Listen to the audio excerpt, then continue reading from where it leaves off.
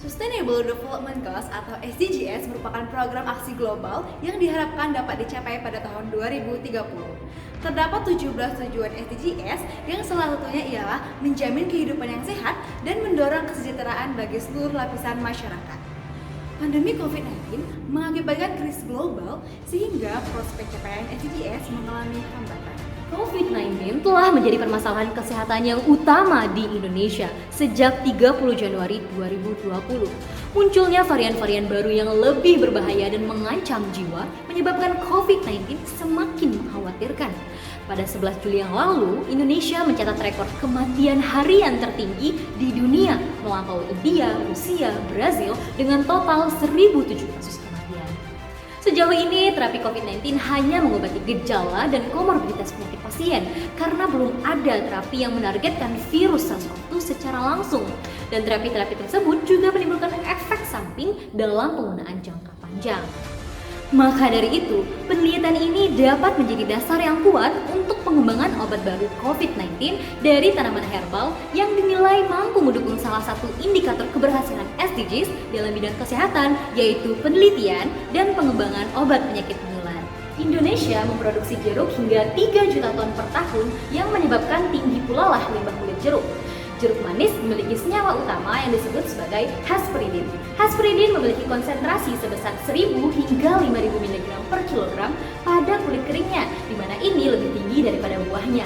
Namun dengan potensi tinggi yang dimiliki kulit jeruk, belum banyak yang memanfaatkan secara optimal. Sedangkan menurut penelitian Meneguzzo tahun 2020, hesperidin memiliki potensi yang menjanjikan dalam mencegah dan menangani COVID-19. Di antara mekanisme hesperidin, yang pertama, di antara 1066 bahan alam lainnya, hesperidin merupakan satu-satunya senyawa yang dapat mencegah ikatan antara SARS-CoV-2 dengan reseptor AC2 pada sel paru-paru.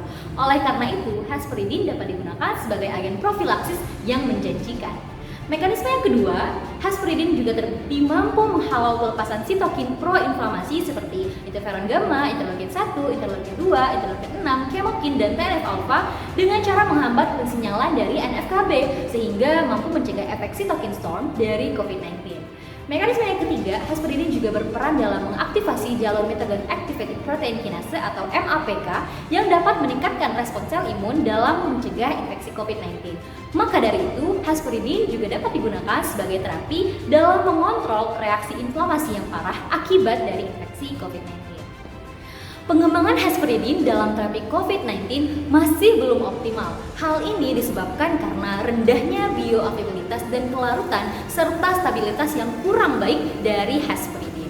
Maka dari itu, kami menghadirkan Hespolical Hesperidin Solid Lipid Nanoparticle sebagai solusi yang tepat dalam mengatasi permasalahan hesperidin.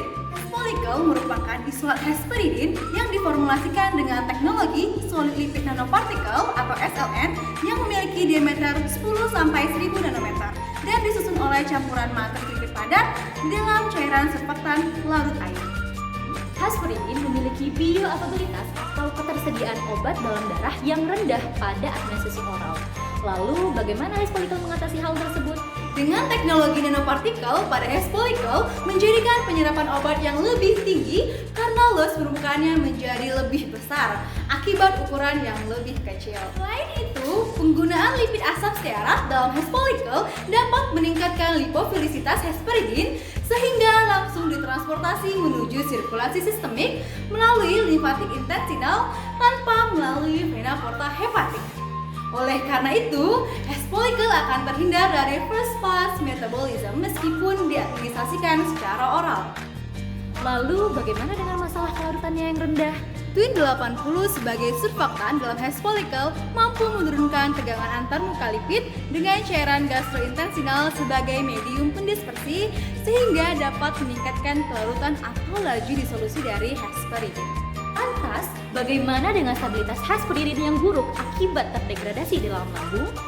Degradasi hesperidin di dalam lambung dapat dihindari dengan cara melapisi hesperidin dengan lipid padat agar zat aktif tidak langsung berkontak dengan cairan asam di dalam lambung.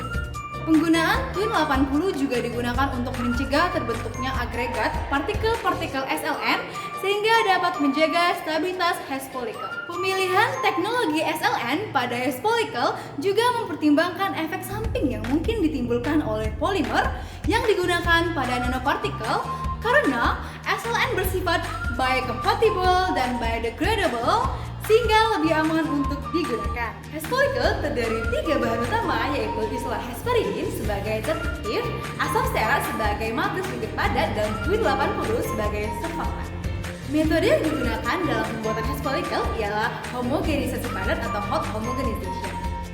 Isolat hesperidin dilarutkan di dalam asam stearat yang telah dilelehkan pada suhu 70 derajat Celcius. Selanjutnya, larutan tersebut diaduk ke dalam Twin 80 panas. Pra-emulsi yang terbentuk dihomogenisasi dengan homogenizer bertekanan tinggi sehingga diperoleh nanoemulsi minyak dalam air. Nanoemulsi tersebut didinginkan dengan air suling dan dilanjutkan dengan pengadukan dengan kecepatan 3400 rpm dalam waktu 1 menit dan direkristalisasi sehingga dihasilkan hash follicle.